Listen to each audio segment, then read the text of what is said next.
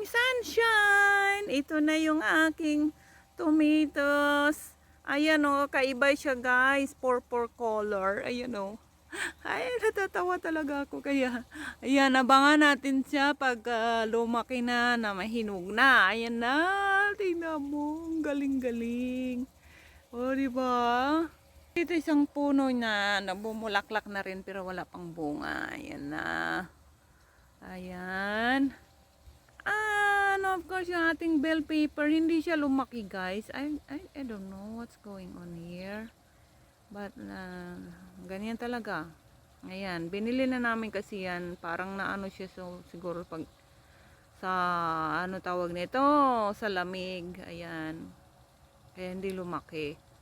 And of course, yung aking lemon. Ayan, para sa sabaw natin. Malaki-laki na siya.